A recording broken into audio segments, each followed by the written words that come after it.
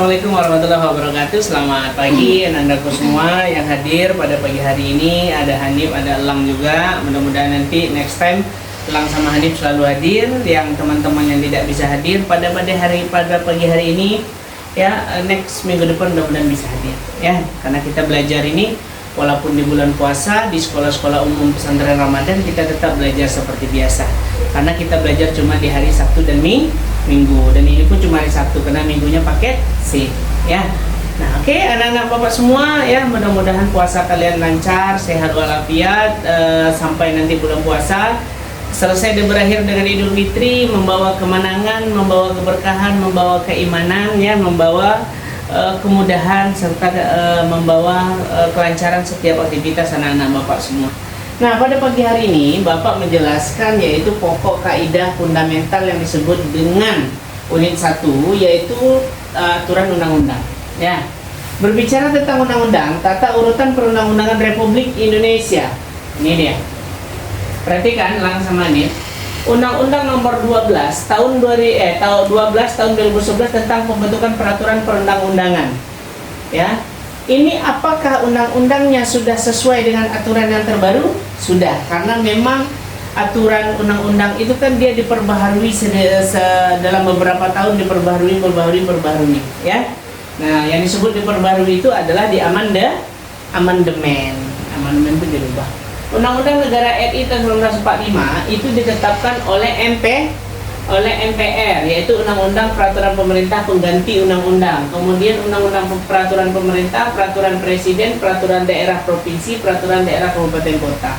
Berarti setiap undang-undang itu ada yang disebut dengan nanti Undang-Undang KUHP, ya kan? Ada disebut dengan Perpres, Peraturan Presiden, Perwako, Peraturan Wali Kota, Pergub, berarti Peraturan Gubernur. Berarti ada aturan gubernur Pergub, ada aturan Perwako Wali Kota, ada aturan camat, ada aturan lurah, ada aturan RT/RW, ada aturan keluarga kita. Dari ayah aja pasti ada aturan, kan? Tidak boleh kita suka-suka hidup di rumah kita, pasti tidak marah sama ayah, betul nggak? Nah, ya. Ini kemudian apa makna urutan dan peraturan perundang-undangan? Dalam gambar tersebut adalah untuk memahami urutan. Nah, nih. Jadi undang-undang itu, undang-undang yang tertinggi adalah Undang-Undang Negara Republik Indonesia, baru nanti Undang-Undang Ketetapan MPR. Nah, ini urutannya paling bawah adalah Peraturan Daerah dan Kabupaten Kota. Cuma Bapak tambah lagi, di bawahnya ada lagi, ya, kecamatan atau kelurahan, RT/RW juga dimasukkan. Cuman itu kan terlalu kecil, poinnya. Jadi yang diambil sampai kota. Pengertian perundang-undangan, ya, yang tertulis adalah tata peraturan undang-undangan bagaimana secara hierarki. Ini hierarki atau tata urutan perundang-undangan yang berlaku saat ini. Hierarki dimaksud adalah perjenjangan peraturan perundang-undangan yang berdasarkan Undang-Undang Nomor 12 Tahun 2011, yaitu peraturan sebagaimana tercermin dalam gambar tersebut. Nah, 1 Undang-Undang Negara Republik Indonesia, MPR, sampai tadi kabupaten kota. Nah, kabupaten kota paling bawah. Kemudian ketetapan, nah ini kita lihat. Untuk pertama kali hukum dasar yang tertulis yaitu Undang-Undang Dasar Republik Indonesia, karena memang sebelum kita merdeka, ya, tim daripada persiapan kemerdekaan itu mereka membentuk dulu secara undang-undang. Kita merdekanya ini nanti seperti apa, aturannya seperti apa, Pancasila, ya kan? Ada didasari undang-undang kita didasari oleh Garuda Pancasila. Negara ini ditetapkan, nah, ini oleh PPKI. Kenapa Bapak bilang PPKI? PPKI itu sebelum adanya PPKI ada BPUPKI. BPUPKI itu Badan Pemeriksa Usaha Persiapan Kemerdekaan Indonesia. Tapi bukan mereka yang memutuskan terakhir. Yang memutuskan terakhir ditetapkan oleh PPKI, Panitia Persiapan Kemerdekaan Indonesia. Tahu PPKI? Panitia Persiapan Kemerdekaan Indonesia. Dalam sidangnya yaitu menyatakan bahwa Majelis MPR berwenang mengubah dan menetapkan undang-undang dasar. Jadi lembaga yang berwenang mengubah undang-undang itu adalah MPR, dan yang memeriksanya adalah DPR. Kenapa DPR? Karena Dewan Perwakilan Rakyat Keadilan. Contoh sekarang kasus, kita melihat kasus si Pandi ABK, kapal yang sabu yang 2 ton.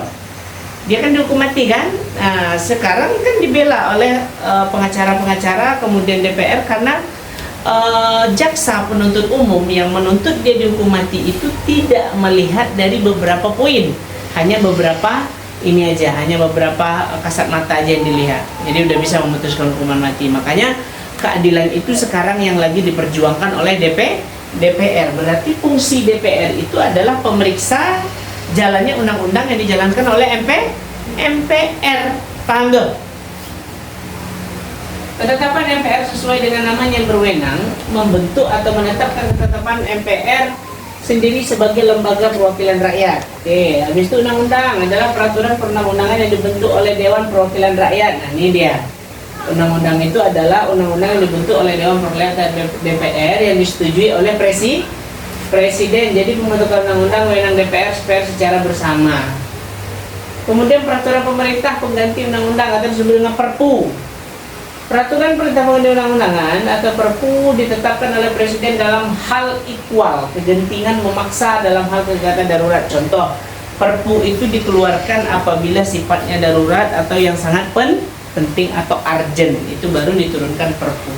Ya, peraturan pemerintah pusat. Ya, habis itu pemerintah PP, peraturan pemerintah atau disebut dengan PP. Yaitu undang-undang ditetapkan oleh Presiden untuk menjalankan undang-undang sebagaimana mestinya. Oke, sah, karena untuk menjalankan undang-undang itu ditetapkan oleh Presiden. Peraturan Presiden atau disebut dengan Perpres. Nah, tadi Bapak ada ngomong Perpres kan? Perpres, Pergub, Perwako, ya kan? Perbuk itu bupati. Peraturan Presiden, undang-undangan ditetapkan oleh Presiden untuk menjalankan pemerintah, yaitu lebih atau dalam menjalankan kuasa pemerintahan. Peraturan daerah provinsi yaitu peraturan yang disebut undang-undang dibentuk Dewan Perwakilan Rakyat. Udah, peraturan daerah nih. Ini peraturan enggak? Kalau kalian melihat materi muatan peraturan undang-undangan ini di aturan enggak? Aturan enggak? Kalau melanggar undang-undang enggak? Coba baca, lang. Dari atas.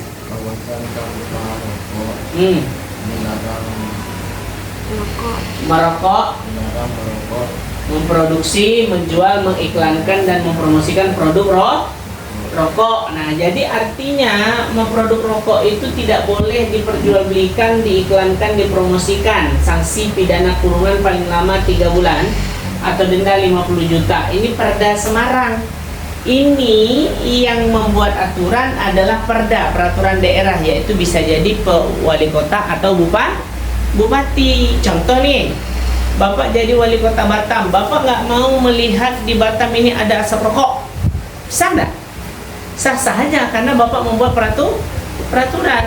Habis itu di Batam Bapak buat peraturan macam Singapura, siapa yang meludah kena denda, meludah sembarangan, ya kan?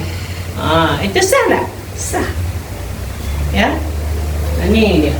Ini kembali kepada Undang-Undang Perda nomor 3 tahun 2013 tentang kawasan tanpa rokok. Berarti kan aturan itu dia buat semacam membuat biar kegiatan masyarakat itu tidak melebihi. Ya. Sekarang ada peraturan yang lagi viral di Medan. Dilarang menjual daging B2, daging babi. Ya, di Medan kan lagi viral tuh. Selama bulan puasa tidak boleh memperjualbelikan secara terbuka. Nah, sebenarnya kalau Bapak melihat dari kasus ini adalah kita sebagai umat beragama Islam, ketika itu ya memang mereka halal ya silahkan gitu. Ya kan? Kalau kita tidak halal, kita tidak boleh, ya tak usah lakukan. Karena kalau kita larang pun mereka berjualan, berarti kembali tadi, di dalam pelajaran PPKN ini ada yang disebut dengan toleran dan toleransi. Kalau walaupun mereka jumlahnya minoritas, tapi kan ada nggak ketika kita setiap subuh jam 3 udah membangun ke orang sahur, ada nggak orang Kristen marah sama kita? Nggak ada kan? Nggak ada. Nah, itu yang ini Bapak sangat disayangkan. Sebenarnya bukan Bapak tak berpihak terhadap aturan Islam itu tadi, tapi adalah Bapak melihat dari segi toleran dan intolerannya, ya. Nah, kenapa? Kalau memang dia berjualan di pinggir trotoar itu suka-suka dia, ya ditegur aja ya kan. Silakan jualan tapi cari tempat yang lain, jangan di sini dulu sementara menjelang selama puasa kan enak kan. Jadi artinya tidak melarang secara secara langsung atau ngejustis, itu tak boleh ya. Nah, bagaimana aturan yang Anda lihat? Nah, kejelasan dan tujuan asas pembentukan undang-undang adalah satu, artinya tujuan tidak dicapai dengan peraturan perundangan yang dibentuk harus jelas. Oke, berarti undang-undang yang dibentuk itu tidak boleh suka-suka, tidak boleh rancu, harus pas dan jelas. Kelembagaan pejabat membentuk yang tepat, artinya setiap jenis peraturan dibuat lembaga pejabat berwenang jika tidak dapat dibatalkan demi hukum. Kesesuaian antara hierarki dapat dilaksanakan, kedaya gunaan hasil guna, keterbukaan, kejelasan rumusan, ini semuanya ada di sini ya. Jadi kebangsaan itu adalah setiap materi muatan peraturan perundangan harus mencerminkan sifat dan watak bangsa Indonesia. Maka tadi Bapak bilang masalah penjualan tadi, ketika kita kembali kepada negara Indonesia kan mengakui 5 agama, betul nggak? 5 agama yang disahkan, betul nggak? Sangat kita menghargai loh. Contoh, ketika di Bali orang agama Hindu ketika lebaran nyepi, semua masyarakat mengikuti aturan enggak? Mengikuti aturan, enggak boleh keluar, ya kan? Nah, ini juga yang Bapak bilang tadi, kalau memang puasa itu yang menjadikan saudara kita yang Kristen ini jadi dilema, ya carikan tempat mereka. Ya kan? Buatkan satu tempat aja dulu menjelang Ramadan, nanti setelah Ramadan silahkan lagi. Jadi sebenarnya aturan itu memang mengikat daripada tindakan manusia, tapi cara kita mempromosikan aturan itu, memberitahukan, menjelaskan itu harus pas. Contoh nih, Bapak orang tua kalian bertanya sama Bapak di rumah, kalau kalian bertanya Bapak langsung marah-marah menjawabnya, terima nggak kalian? Nggak terima kan? Kenapa? Kita merasa kita tidak bersalah, kecuali kita salah ya nggak berani lah melawan, ya kan?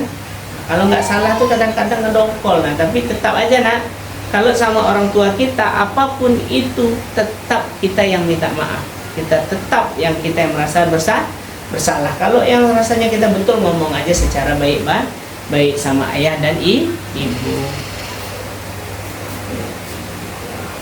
Ketertiban dan kepastian hukum, oke udah.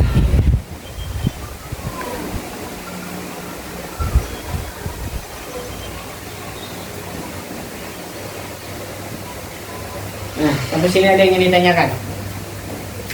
Ada? Nah, coba lihat kasus yang kamu buat tadi. Satu kasus apa? Anak menggunakan knalpot racing. 2 pembobolan rumah. Apa lagi? Kamu nih? Apa tadi nih?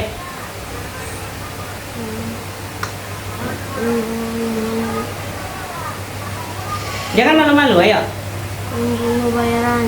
Oh, pembunuh bayaran. Nah, boleh, pembunuh bayaran. Nah, semua yang kalian buat itu benar, ya, tidak ada yang salah, dan semuanya itu akan menjadi tuntutan dalam perundang-undangan, yaitu nanti hukumannya penjara. Paham sampai sana?